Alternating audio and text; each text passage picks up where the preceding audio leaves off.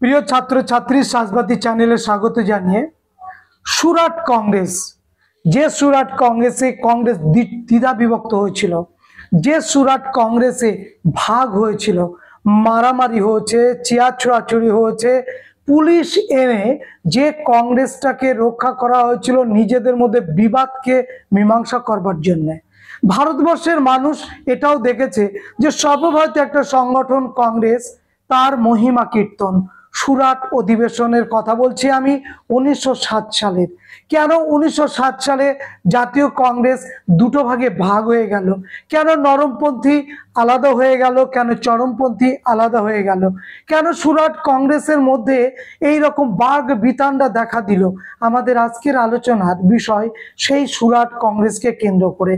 Unit 4.2-র মধ্যে সব থেকে গুরুত্বপূর্ণ যে প্রশ্ন, সেটি হচ্ছে এই সুরাট কংগ্রেস বা সুরাট বিচ্ছেদ বা কংগ্রেসের ভাঙনে সুরাট অধিবেশন কতখানি দায়ী ছিল। আজকের আলোচনা আমরা সেটাই রাখতে চলেছি তোমাদের সামনে। দেখো, এই আলোচনাটা করতে গিয়ে আমরা যে পয়েন্টগুলো তোমাদের সামনে রেখেছি, সেই পয়েন্টগুলো: 1 নম্বর হচ্ছে সূচনা, 2 ভাঙনের পটভূমিতে বঙ্গভঙ্গ বিরোধী আন্দোলনগত পদ্ধতি নিয়ে বিতর্ক এবং স্বরাজগত প্রশ্নে চরমপন্থী এবং নরমপন্থীদের মধ্যে বিরোধ, বয়কট প্রশ্নেও চরমপন্থী নরমপন্থীদের মধ্যে বিরোধ, নরমপন্থীদের প্রতি আস্থাহীনতা, কেন নরমপন্থীদের প্রতি আস্থাহীনতা দেখা গেল সেটা, এবং সবশেষে একটা উপসংহার আমরা লিখবার চেষ্টা করেছি। তো এই আলোচনাটা শুরু করতে গেলে আমাদের একটুখানি পেছনে আলোচনায় আসতে হবে যে 1883 সালে পর্যন্ত আমরা দেখব যে ভারতবর্ষব্যাপী একটা সর্বভারতীয় সংগঠন করার প্রয়োজনীয়তা অনুভব করেছিল জাতীয় কংগ্রেসের নেতারা।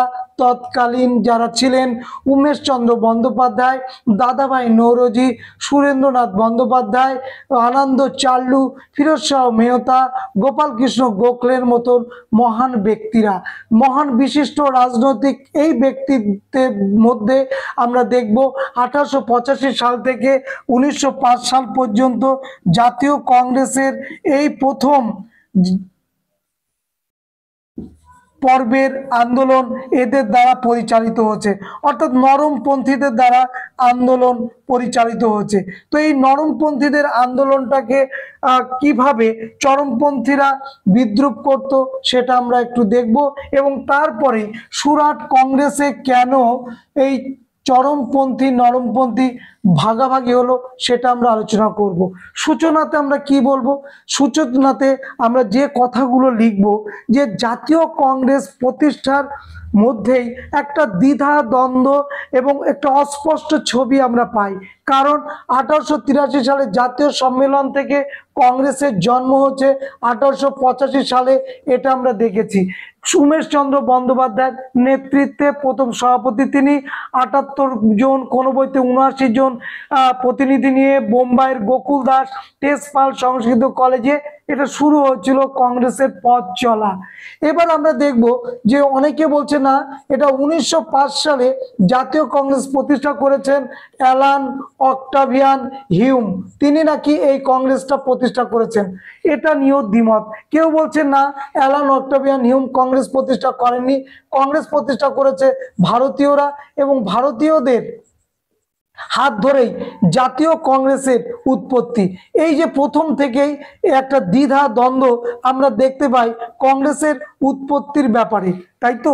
তাহলে আমরা লিখব জাতীয় কংগ্রেসের সূচনা থেকেই মতাদর্শগত এবং কর্মপদ্ধতি নিয়ে কংগ্রেসের অভ্যন্তরেই একটা মনোমালিন্য, একটা মত পার্থক্য প্রথম থেকেই ছিল। সেটা সব থেকে তীব্রতর হলো সুরাট অধিবেশন 1907 সালে, এবং সেই অধিবেশনে কংগ্রেসের দুটো গোষ্ঠীতে বিভক্ত হয়ে যাবে। এবং বারাণসী কংগ্রেসে আমরা দেখব যে একটা সমস্যা তৈরি হয়েছিল, এবং 1906 সালে সেই সমস্যাটার সমাধান করেছিলেন কংগ্রেসের সভাপতি হয়ে দাদাভাই নৌরোজি। কিন্তু দাদাভাই নৌরোজি কংগ্রেসের সভাপতি হয়ে একটা মারাত্মক শব্দ তিনি ব্যবহার করলেন, সেই শব্দটার নাম হচ্ছে স্বরাজ আমাদের অর্জন করতে হবে। এই স্বরাজ অর্জন বলতে তিনি কি বুঝিয়েছেন, নরমপন্থীরা কি বলেছে? নরমপন্থীরা বুঝেছে স্বরাজ বলতে বোঝায় কংগ্রেসের এই ব্রিটিশ শাসনাধীন ভারতে বা ব্রিটিশের শাসনাধীনের থেকেই স্বায়ত্ত শাসন লাভ। আর চরমপন্থীরা স্বরাজ বলতে বুঝেছে যে স্বাধীনতা, এটা বুঝেছে। এই নিয়েই কিন্তু আমরা দেখব দ্বিধা দ্বন্দ্ব চলে আসবে। 1906 সালে আমরা দেখব দাদাভাই নৌরোজির এই কথা থেকে, জাতীয় কংগ্রেসের এই কথা থেকে। নেক্সট আমরা দেখব যে 1907 সালে কংগ্রেসের এই নরমপন্থী এবং কংগ্রেসের তরুণপন্থী যারা যুবক ছিল, তরুণপন্থী, সেই তরুণপন্থী যুবকদের মধ্যে বাল গঙ্গাধর তিলক এবং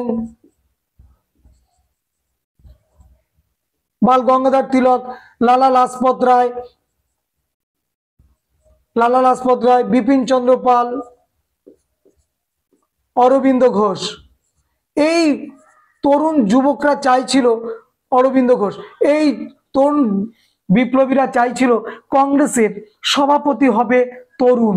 এবং তারা এতদিন যারা কংগ্রেসটাকে নেতৃত্ব দিয়েছে এত সাল পর্যন্ত, প্রথম 20 বছর তারা কিছুই দিতে পারেনি, এবার আমরা কিছু একটা করতে চাই। এই রকম মানসিকতা নিয়ে কংগ্রেসের তরুণ যুবকবৃন্দ চাইছিল জাতীয় কংগ্রেসের সভাপতি যিনি হবেন তিনি হবেন তেজদীপ্ত, যিনি স্বরাজ বলতে স্বাধীনতা বুঝবেন, যিনি বয়কট আন্দোলনটাকে সারা ভারতবর্ষ ছড়িয়ে দেবেন এবং ব্রিটিশের অপশাসন থেকে দেশকে মুক্ত করবেন। এই রকম তরুণ তরতাজা সভাপতি চেয়েছিল ওদের পক্ষ থেকে। কিন্তু আমরা দেখলাম যে না, সেটাও কিন্তু হলো না।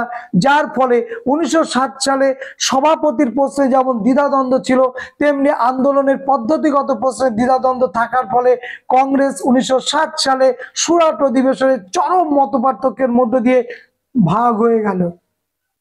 এটা আমরা ভূমিকাতে লিখবো। এবার দেখো আমরা যে ভাঙনের পটভূমিগুলো লিখেছি, সেটা হচ্ছে 1 নম্বর হচ্ছে বঙ্গভঙ্গ বিরোধী আন্দোলনের পদ্ধতিগত প্রশ্ন। বঙ্গভঙ্গ করলো কে? করলো ব্রিটিশরা করলো। কত সালে? 1905 সালে।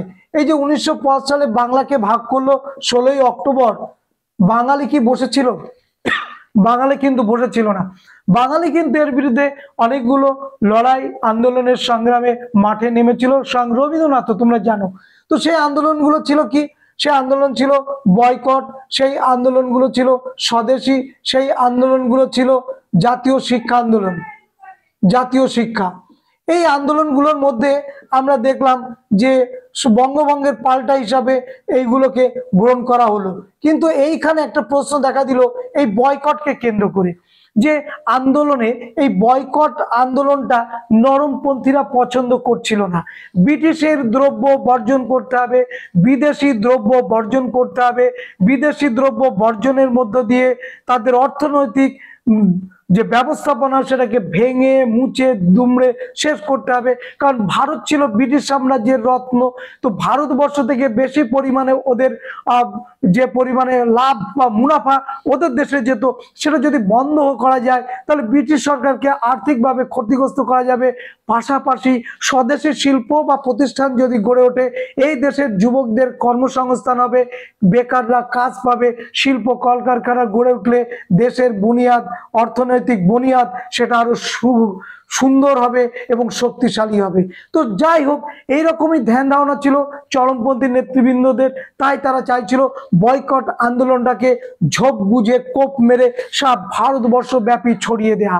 যদি ভারতবর্ষব্যাপী এই বয়কট আন্দোলনটাকে ছড়িয়ে দেওয়া যায় তাহলে ব্রিটিশদের পক্ষে কিন্তু সমস্যা তৈরি হবে, এটা কিন্তু চরমপন্থীরা মনে করেছিল। কিন্তু নরমপন্থীরা এই বয়কটকে অতটা কঠিন এবং কঠোরতর আন্দোলনে নিয়ে যেতে চায়নি। তারা চেয়েছিল বয়কট আন্দোলন, স্বদেশী আন্দোলন, জাতীয় শিক্ষা আন্দোলন এই বাংলার মধ্যে সীমাবদ্ধ থাকুক, অন্যান্য প্রদেশে যাতে না ছড়িয়ে যায়। তার জন্য কিন্তু তারা নরমপন্থী এবং চরমপন্থীদের সঙ্গে তাদের কিন্তু মতপার্থক্য দেখা দেয় এবং এই মতপার্থক্য কিন্তু পরবর্তীকালে একেবারে মহীরূপ ধারণ করে। তাহলে এই পয়েন্টটা আমরা এটা লিখবো। নেক্সট হচ্ছে স্বরাজগত প্রশ্ন। স্বরাজের প্রশ্ন আমি আবারও বলেছি, আমরা ভূমিকাতে একটু লিখেছি স্বরাজ বলতে কি বোঝায়। Swaraj is my birthright and I must have it, Bal Gangadhar তিলকের বিখ্যাত উক্তি। স্বরাজ আমার জন্মগত অধিকার এবং সেটা আমি অর্জন করবই। এই যে স্বরাজ বলতে চরমপন্থীরা বুঝেছিল স্বাধীনতা, কিন্তু নরমপন্থীরা কিন্তু স্বরাজ বলতে স্বাধীনতাকে বোঝেননি। তারা বুঝেছিল যে স্বরাজ মানে ব্রিটিশের অধীনে থেকে কিছু কিছু সুযোগ সুবিধা ভোগ করা। সেই সুযোগ সুবিধাগুলো কি কি? চাকরির ক্ষেত্রে আর সুযোগ সুবিধা, তাদের কেন্দ্রীয় কমিটিতে ভারতীয়দের নিয়োগের সুযোগ সুবিধা, পৌর বোর্ড, জেলা বোর্ড, বিভিন্ন প্রতিষ্ঠানে ভারতীয়দের বেশি বেশি অংশগ্রহণ। কিন্তু ব্রিটিশ সরকার থাকুক, কেন থাকুক? নরমপন্থীরা তো বলেই ছিল যে ব্রিটিশদের শাসন আমাদের সৌভাগ্য, ব্রিটিশরা ভারতবর্ষের যে শাসন করছে এটা আমাদের সুকপাল, কুকপাল না সুকপাল। এবং ব্রিটিশ শাসনের প্রতি তারা আস্থাশীল ছিল, এবং আস্থাশীল ছিল বলেই প্রথম 20 বছর তাদের কোনো অ্যাক্টিভিটিস আমরা ইতিহাসের পাতায় পাই না যেখান থেকে অনেক কিছু অধিকার তারা অর্জন করেছে। না সাংবিধানিক অধিকার আদায় করতে পেরেছে, না শাসনতান্ত্রিক অধিকার আদায় করতে পেরেছে, না রাজনৈতিক কোনো অধিকার আদায় করতে পেরেছে। কোনো অধিকারই কিন্তু এই প্রথম 20 বছরে আমরা কংগ্রেসের মধ্যে থেকে দেখতে পাই না। তো কংগ্রেস নরমপন্থী নেতারা চেয়েছিল ব্রিটিশদের শিক্ষা ব্যবস্থা থাকুক, ব্রিটিশদের শাসন ব্যবস্থা থাকুক, তার মধ্যে থেকে আমরা কিছু কিছু সুযোগ সুবিধা লাভ করি। এটাই ছিল স্বরাজের, তাদের স্বরাজ সম্পর্কে তাদের চিন্তা ভাবনা। তো সেই চিন্তা ভাবনার জায়গায় আঘাত করলো চরমপন্থীরা, এবং এই চরমপন্থী নেতারা তাদের ক্ষুরধারা বক্তব্য এবং যুক্তি দিয়ে বোঝাতে চাইছিলেন যে স্বরাজ মানে আমার দেশের মাতৃভূমির মুক্তি লাভ, স্বরাজ মানে আমার স্বাধীনতা লাভ, স্বরাজ মানে আপামর ভারতের স্বাধীনতা লাভ। এটা তারা কিন্তু বলতে চেয়েছিলেন, কিন্তু নরমপন্থীরা তার পাশ দিয়েও হাঁটেননি, বরঞ্চ এদের চিন্তা ভাবনার ফসল, এদের চিন্তা ভাবনাকে দূরে ঠেলে দেওয়ার জন্য তারা উঠে পড়ে লাগলো এবং তাদেরকে কোণঠাসা করবার জন্য নিজেদের মতের, নিজেদের পক্ষের লোককে দাঁড় করিয়ে দিয়ে কংগ্রেসের সভাপতি নির্বাচনের খেলায় মেতেছিল। যে খেলাটা আমরা দেখেছি দাদাভাই নৌরোজির বেলায়তে এই খেলাটা চরমপন্থীরা খেলেছিল, এবং কলকাতা অধিবেশনেও খেলেছিল, এবং সুরাট অধিবেশনেও কিন্তু এই খেলাটা খেলেছিল, যার জন্য চরমপন্থীরা আরো ভীতশ্রদ্ধ হয়েছিল, আরো নরমপন্থীদের মধ্যে তাদের ক্ষোভ উগরে দেওয়ার একটা জায়গা পেয়েছিল সুরাট অধিবেশন, এবং সেখানে ক্ষোভ উগরে দিয়েছিল। বুঝা গেল কি বললাম? নেক্সট যেটা আমরা পড়বো সেটা হচ্ছে বয়কট। বয়কট প্রশ্ন, বয়কট কথার অর্থ কি? বয়কট কথার অর্থ হচ্ছে বর্জন করা। কি বর্জন করব? বিদেশি দ্রব্য বর্জন করব। এখানে কিন্তু শুধু ইংল্যান্ডজাত দ্রব্যই বর্জন করব এরকম কিন্তু ভাবার কোনো কারণ নেই। বিদেশি যা আছে সমস্তটাই বর্জন করব। ভারতের বাইরে ভারতের উৎপাদিত পণ্য দ্রব্য যেটা হবে না সেটা গ্রহণ করব না। বয়কট মানে এটাই বুঝিয়েছিলেন কৃষ্ণ কুমার মিত্র সঞ্জীবনী পত্রিকায় প্রথম। এটা ছিল একটা আইরিশ শব্দ। আইরিশ শব্দ বয়কট কথার অর্থ হচ্ছে বর্জন করা। এইখানেও কিন্তু দ্বিমত দেখা গেল নরমপন্থী এবং চরমপন্থীদের। মোট কথা তুমি বুঝে নাও যে বঙ্গভঙ্গের পর থেকেই নরমপন্থী এবং চরমপন্থীদের বিভেদ। কেন? বঙ্গভঙ্গের প্রতিক্রিয়া হিসাবে আন্দোলনটা চরমপন্থী ভাবে করব ব্রিটিশের পক্ষে, না বঙ্গভঙ্গ বিরোধীর পাল্টা আন্দোলনটা নরমপন্থীতে করব? শোভাযাত্রা, মিছিল, মিটিং, হরতাল, বয়কট, পিকেটিং, এগুলো হচ্ছে নরমপন্থী আন্দোলনের এক একটা ঢং বা স্টাইল বা ধরন। সেইখানে দাঁড়িয়ে চরমপন্থীদের ধরনটা সন্ত্রাসবাদী কার্যকলাপ, গুপ্ত সমিতির দ্বারা শত্রুকে ধ্বংস করা, চোরাগত্যা আঘাত এনে শত্রুকে পরাজিত করা, সশস্ত্র অস্ত্র শস্ত্র সমেত শত্রুকে ধ্বংস করা। এই পথে হবে এই আন্দোলনের মুখ বা দিক। সেইটা নিয়েই কিন্তু প্রশ্নটা দেখা দিয়েছিল। তো এইখানে এই বয়কটের মধ্য দিয়ে আমরা কি বয়কট করব? ব্রিটিশ দ্রব্য বয়কট করব। সে রেশমি চুড়ি থেকে হতে পারে, সেটা বিদেশি লবণ থেকে হতে পারে, সেটা মেয়েদের প্রসাধন সামগ্রী লিপস্টিক হতে পারে, সেটা কানের দুল হতে পারে এবং বিদেশি পোশাক হতে পারে, সমস্ত কিছুই হতে পারে এই বয়কটের অঙ্গ হিসাবে। কিন্তু দেখলাম আমরা এই বয়কট প্রশ্নে নরমপন্থীরা কিন্তু সন্দিহান ছিল। শুধু সন্দিহান না, চরমপন্থীদের তীব্র বিরোধিতা করলো এবং চরমপন্থীরা বোঝাতে পারলেন না নরমপন্থীদের যে এই সুযোগে, এই সুবর্ণ সুযোগে আমরা যদি ব্রিটিশকে কোণঠাসা করে দিতে পারি। এবং বয়কট আন্দোলনটা সেই সময় বাংলাদেশে উত্তাল, এই উত্তাল তরঙ্গে বয়কট আন্দোলন যখন দোলাচিত, তো সেই দোলাচিত তরঙ্গটাকে যদি আমরা ভারতবর্ষকে ছুঁড়ে চারিপাশে যদি আশ্রয় দিতে পারি, ভারতবর্ষের প্রত্যন্ত কোনায় কোনায়, গ্রাম থেকে গ্রামান্তরে, শহর থেকে শহর অন্তরে এই বয়কটের এই আন্দোলনের ঢেউটাকে যদি আমরা সেইখানে নিয়ে যেয়ে আশ্রয় ফেলতে পারি, তাহলে ব্রিটিশের প্রশাসন যন্ত্র, ব্রিটিশের শাসন যন্ত্র কিন্তু অনেকটাই অকেজো হয়ে যেত। এটাই দুর্ভাগ্য। চরমপন্থীরা এটাই চেয়েছিলেন বয়কটের মধ্য দিয়ে সমগ্র ভারতবর্ষব্যাপী ব্রিটিশ বিরোধী ক্ষোভ এই বয়কটের মাধ্যমে তুলে ধরতে। যেমনটা গান্ধীজি আইন অমান্য আন্দোলনে ক্ষুদ্র লবণকে তিনি মুখ্য করে আন্দোলনটাকে সারা ভারতবর্ষ ছড়িয়ে দিয়েছিলেন, ঠিক তেমনি এইখানে নরমপন্থীদের জায়গায় চরমপন্থীরা ওটাই ভেবেছিল যে বয়কটকে কেন্দ্র করে এই ভারতবর্ষের সমস্ত অঞ্চলে আন্দোলনটাকে ছড়িয়ে দিতে বা স্প্রেড করতে। দুর্ভাগ্য, সেটা ওরা পেরে ওঠেনি এবং সেখানেও মতাদর্শগত কারণে চরমপন্থীদের এই নীতি নরমপন্থীরা গ্রহণ করেনি, ফলে নিজেদের মধ্যে আত্মকলহে নিমজ্জিত হয়েছিল। এই প্রশ্নটা আমরা এই পয়েন্টে আমরা এইগুলো লিখবো। নেক্সট হচ্ছে নরমপন্থীদের প্রতি আস্থাহীনতা। কেন আস্থাহীনতা থাকবে না? এই চ্যানেলটার উপরে যদি মানুষের বা শিক্ষার্থীদের আস্থাহীনতা থাকে, আস্থা যদি থাকে, তারা এই চ্যানেলটা দেখবে। মা বাবার প্রতি যদি সন্তানের আস্থা থাকে, মা বাবার যে কাজটা, যে দায়িত্বটা মা বাবা যদি পালন করে, সন্তান অবশ্যই আস্থাশীল হবে। শিক্ষকের প্রতি আমরা শিক্ষার্থীদের আস্থাশীল দেখি। তাহলে যার যেটা কাজ, সেই কাজটা যদি, সেই পরিষেবাটা সে যদি না দেয়, তাহলে তার প্রতি কি আমরা আস্থাশীল থাকি? কখনোই না। সে রক্তের সম্পর্ক হলেও কি, না হলেও কি। তাহলে এই যে আস্থাশীল থাকা, তুমি আমার উপরে ভরসা রেখেছো কারণ তুমি তোমার দাবি মতো সমস্ত কিছু পাবে বা পাচ্ছ, কিছু কিছু পাচ্ছ বা তুমি পেতে শুরু করেছো, এই ভরসাটা রয়েছে বলে তুমি আমাকে সাপোর্ট করছো। তো এইখানে দেশের ক্ষেত্রেও তো তাই। 1885 সালে কংগ্রেসের জন্ম হলো, আর 1905 সালে পর্যন্ত কংগ্রেস কি দিয়েছে ভারতবর্ষকে, তার চুল চেরা বিশ্লেষণ করলে দেখা যাবে আহামরি কিছু দিতে পারেনি। কিছু কিছু প্রস্তাব, কিছু কিছু তাদের দাবি ব্রিটিশ সরকারের কাছে গিয়ে দিয়ে এসেছে। সেই সময় যারা যারা ব্রিটিশের বড়লাট ছিল, তারা সেই পেজটা দেখেছে, দেখে সেটা ডাস্টবিনে ছুঁড়ে ফেলে দিয়েছে। কোনোটাই তারা কোনো অধিকারই ভারতবর্ষকে দেয়নি। তাহলে নরমপন্থীদের এখনো কার্য, তার উপরে ভিত্তি করে এই তরুণ তরতাজা ছেলেরা তারা কি আর আস্থা রাখতে পারে? শুধু এখানে তো এই 4 জনের নাম লিখলাম, এইরকম তরুণ তরতাজা তো ভারতবর্ষে আরো সন্তানেরা ছিল, তারা কি আস্থাশীল রাখতে পেরেছিল যে না, এই নরমপন্থীদের দিয়ে আমাদের স্বাধীনতা আসবে, আমাদের সব থেকে বড় যে জিনিস সেই স্বাধীনতা, সেটা আমরা পাবো এই নরমপন্থীদের দিয়ে? সেটা কি তারা কি বিশ্বাস করতে পেরেছিল?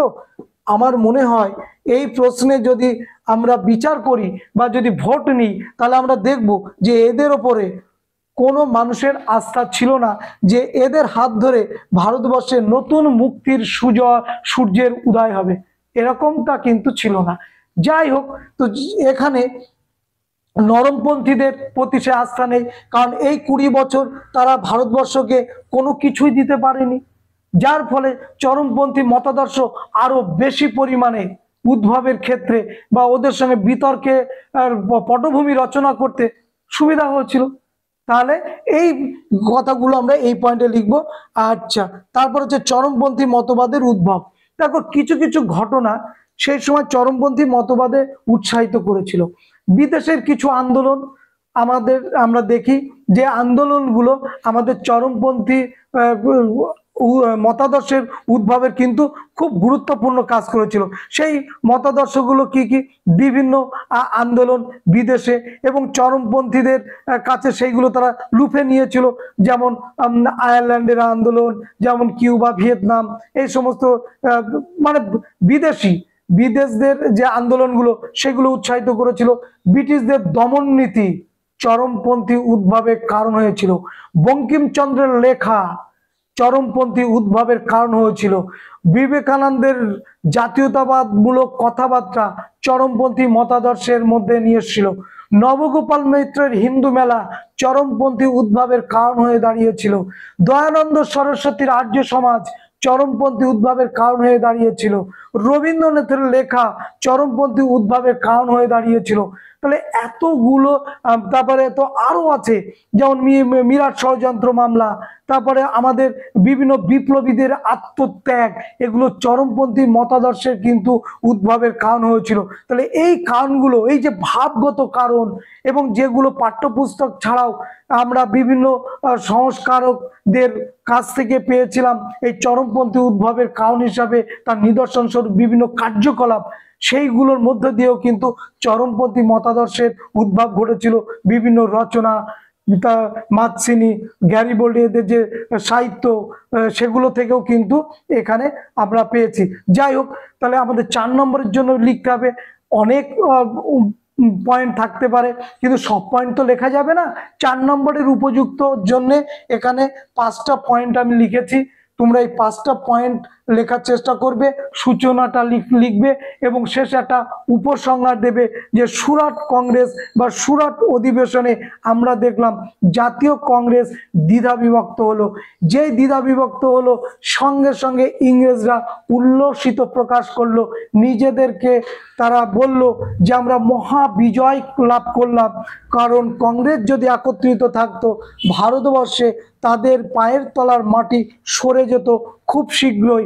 সেটা আর হলো না, যেহেতু মতাদর্শগতভাবে কংগ্রেস দুটো ভাগ হয়ে গেল, ফলে ভারতবর্ষের স্বাধীনতার সূর্য আরো বিলম্বিত হলো আসতে, যার ফলে আমরা অনেক মানুষকে হারালাম, অনেক শোষণের শিকার হলাম, অনেক অত্যাচারের শিকার হলাম, এবং এই সুরাট কংগ্রেসের মধ্য দিয়ে আমরা ভবিষ্যৎ প্রজন্মের কাছে একটা ক্ষত বা দাগ রেখে গেলাম, যেটা আমাদেরকে সত্যি আজও পীড়া দিয়েছিল। যদি একসঙ্গে থাকতো ভারতবর্ষের স্বাধীনতার সূর্য আরো তাড়াতাড়ি ভারতবর্ষের মানুষ সেটা অনুভব করত। এই বলে আমরা উপসংহারটা শেষ করব। সবাইকে ধন্যবাদ। আর শেষে আবারও বলি, অনলাইন ক্লাস শুরু হচ্ছে, যারা আসতে চাও তারা অবশ্যই হোয়াটসঅ্যাপে যোগাযোগ করবে। আমরা আমাদের যে বক্তব্য তোমাদের সামনে সেটা তুলে ধরবো। ভালো লাগলে ক্লাসে আসবে। কেমন? তাহলে আজকে এই পর্যন্ত।